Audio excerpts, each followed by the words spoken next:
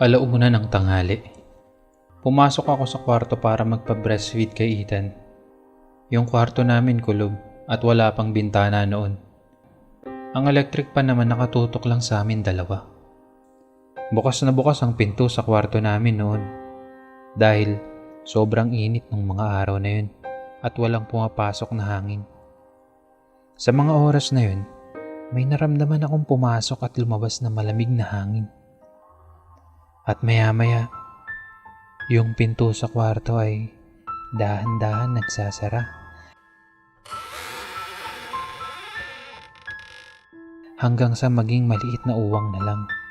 Hindi kayo maniniwala pero may isang kaluluwang batang babae na sumisilip sa nakauwang na pinto.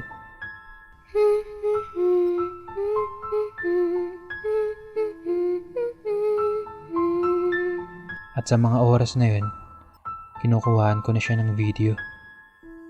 Dahan-dahan niyang binubukas sara ang pinto.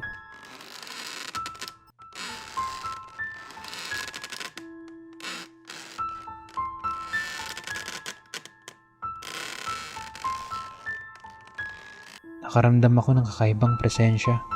Parang ayaw niyang kinukuhaan siya ng video. Kaya bigla itong naputol.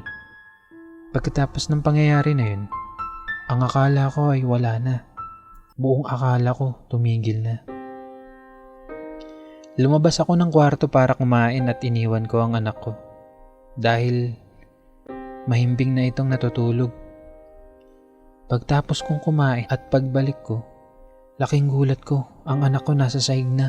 Nakahiga sa malaking unan na kanina lang inilagay ko sa tabi niya para hindi siya mahulog.